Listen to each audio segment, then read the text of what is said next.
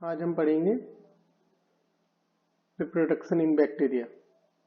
मैं doctor Prakash Chandra Sharma, department of zoology, SPC government college Ajmer.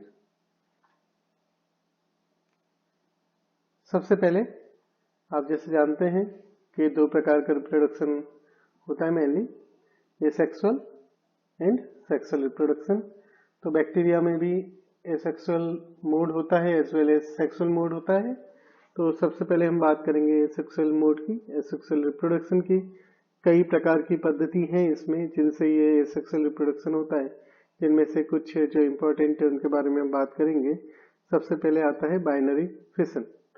तो ये सबसे कॉमन प्रकार का एसेक्सुअल रिप्रोडक्शन है, और याद रखिए कि ये फेवरेबल कंडीशंस के दौरान इस प्रकार से बैक्टीरिया डिवाइड कर सकते हैं। तो इसके अंदर जो साइटोप्लाज्म है और बैक्टीरिया का जो न्यूक्लियोइड है वो इक्वली डिवाइड हो जाते हैं दो पार्ट में। और यहाँ पर आप ये याद रखिए कि माइटोसिस की प्रोसेस नहीं हो रही है ना, वो प्रोसेस नहीं है। ये इक्वली डिवाइड होते हैं और दो डॉटर सेल बनती हैं जो एक दूसरे के आइडेंटिकल होते हैं। यहाँ दो प्रकार की स्टेप्स इन्वॉल्व में, वन इज जीनोम रिप्लिकेशन और सेप्टम फॉर्मेशन। माइटोसिस जैसा है पर इसको माइटोसिस नहीं कहेंगे, ठीक है। तो जीनोम या डीएनए रेप्लिकेशन जो कि बाइडायरेक्शनल और सेमी कंजर्वेटिव मोड होता है, इसके माध्यम से इसका जो जेनेटिक मटेरियल है वो दो कॉपीज में बट चुका है। नाउ जो प्लाज्मा मेम्ब्रेन है बीच में से एक जो पेरिफेरल रिंग बनाती है, धीरे धीरे वो कंस्ट्रिक्ट होती जाती है, इन्वेजिनेट होती है, कंस्ट्रिक्ट होती है, सेंट्रीपिटली ग्रो करती है और एक डबल मेम्ब्रेनस इस पे सेप्टम फॉर्म कर देती है। इस सेप्टम के दोनों तरफ वॉल मटेरियल जो होता है वो डिपॉजिट होने लगता है और अल्टीमेटली जो बैक्टीरियल सेल है वो दो में डिवाइड हो जाती है।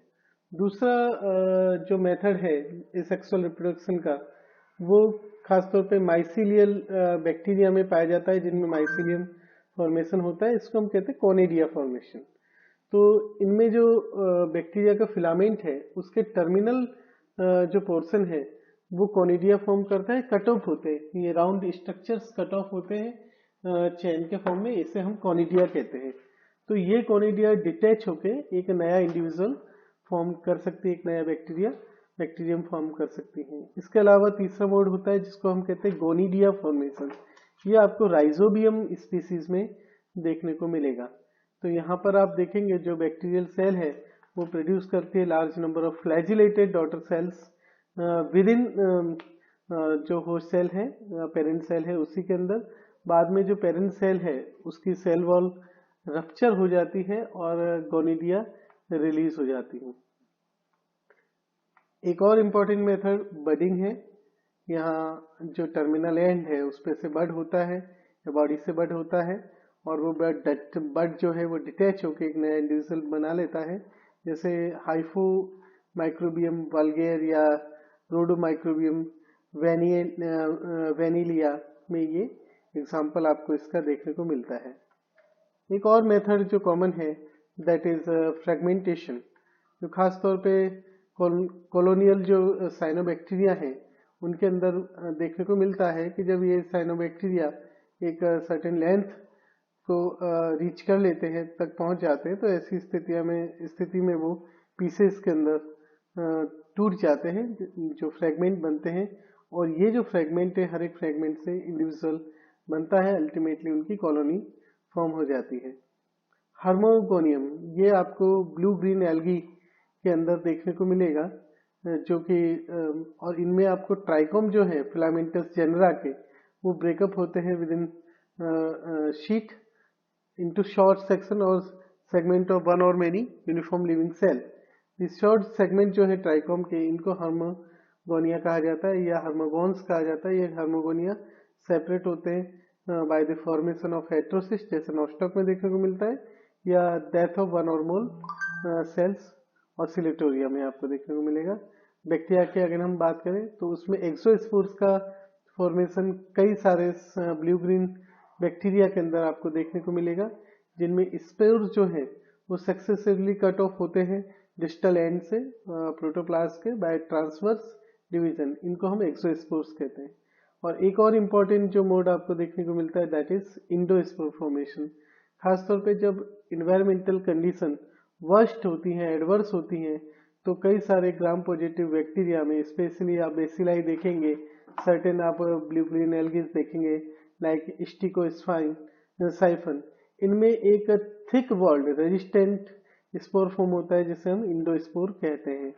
तो इंडोस्पोर जो है वो मिडिल में सब टर्मिनल या टर्मिनल हो सकता है स्पोर फॉर्मिंग सेल में। आयरन और मैग्नीशियम ये दोनों चीजें इंडोस्पोर के फॉर्मेशन को स्टिमुलेट करती हैं। तो इंडोस्पोर की हम बात करें तो इंडोस्पोर जो है वो एक थिन और डेलिकेट एक्सोस्पोरियम से कवर होता है। इसके अंदर की तरफ एक स्पोर कोट मौजूद होता है एक्सोस्पोरियम के अंदर की तरफ, जो कई सारी प्रोटीन की लेयर से बना हुआ होता है और थिक होता है। ये इम्परमेबल होता है और स्पोर का जो केमिकल के प्रति रेजिस्टेंस है उसके लिए ये रिस्पॉन्सिबल होता है। अंदर हम देखें तो अंदर का जो है, इसके अंदर का जो क्षेत्र वो कहलाता है कॉर्टेक्स। तो कॉर्टेक्स अधिकांश जो वॉल्यूम है, लगभग आधा वॉल्यूम वो कॉर्टेक्स में होता है और ये स्पोर कोट के अंदर है। यहाँ आपको पेप्टिकोग्लाइकेन देखने को मिलेगा, ये पेप्टिकोग्लाइकेन का है। लेकिन यहाँ पर आपको वेजिटेटिव सेल की तुलना में क्रॉस लिंकिंग जो है वो कंपेरेटिवली कम दिखाई देंगी। अंदर इसके अंदर की तरफ आप देखेंगे तो वहां आपको स्पोर सेल वॉल या जिसको हम कोर वॉल कहते हैं वो देखने को मिलेगी, जो कोर्टेक्स के अंदर की तरफ होती है और ये ही प्रोटोप्लास्ट या कोर को सराउंड करती है। तो जो इनर मोस्ट पार्ट है जो कि प्रोटोप्लास्ट है उसको हम कोर कहते हैं। यहाँ आपको नॉर्मल सेल स्ट्रक्चर्स देखने को मिलेंगे, लाइक राइबोसोम देखने को मिलेगा, न्यूक्लियोइड देखने को मिलेगा, लेकिन ये सभी मेटाबॉलिकली इनएक्टिव होते हैं। तो जो कॉर्टेक्स पार्ट है वो जैसे कि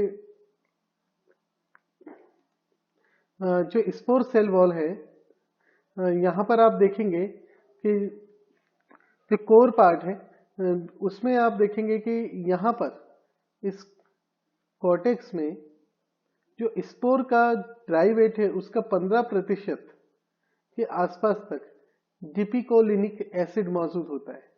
ये जो डिपिकोलिनिक एसिड है जो कि कैल्शियम आयन के साथ में कॉम्प्लेक्स्ड होता है, ये माना जाता है कि ये रिस्पॉन्सिबल है इसका हीट रेजिस्टेंस के लिए, साथ ही साथ केमिकल के प्रति रेजिस्टेंस के लिए। साथ ही साथ जो कोर होता है वो हाईली डिहाइड्रेटेड होता है, तो इस कारण से ये हीट रेजिस्टेंस में रोल प्ले करता है। आगे हम बढ़े, सेक्सुअल रिप्रोडक्शन अगर देखें तो याद रखिए कि यहाँ जो हम सेक्सुअल रिप्रोडक्शन को मानते हैं उस तरह का कोई भी मोड नहीं है। यहाँ आपको एजेंसी ऑफ गैमेट्स देखने को नहीं मिलेगी, यानी कि मेल और फीमेल गैमेट्स का बनना, फर्टिलाइजेशन होना, मियोसिस का इन्वॉल्व होना, ऐसी कोई भी प्रोसेस शामिल नहीं है। यहाँ हम इसको जीन ट्रांसफर कह सकते हैं कि एक सेल से दूसरी सेल में जीन का ट्रांसफर हो रहा है, इसको हम सेक्सुअल मोड कह रहे हैं। तो यहाँ जीन का ट्रांसफर 3 मोड से हो सकता है। पहला कॉन्जुगेशन है, दूसरा ट्रांसफॉर्मेशन मोड है और तीसरा ट्रांसडक्शन मोड है। Conjugation direct cell to cell contact से होता है और इसमें इन्वॉल्व होता है transfer of DNA from donor, जिसको हम मेल सेल भी कह सकते हैं, टू अ रिसिपिएंट या female cell through specialise sex pili या कॉन्जुगेशन ट्यूब। तो यहाँ सेक्स पिलाई या कॉन्जुगेशन ट्यूब के माध्यम से ये जो डीएनए है उसका ट्रांसफर हो रहा है। ट्रांसडक्शन और ट्रांसफॉर्मेशन, ये जो 2 प्रोसेस हैं ये इनडायरेक्ट नॉन कॉन्टैक्ट प्रोसेसेस हैं। यहाँ पे सेल टू सेल जो जेनेटिक मटेरियल का ट्रांसफर हो रहा है वहाँ कॉन्टैक्ट में ये नहीं आ रही।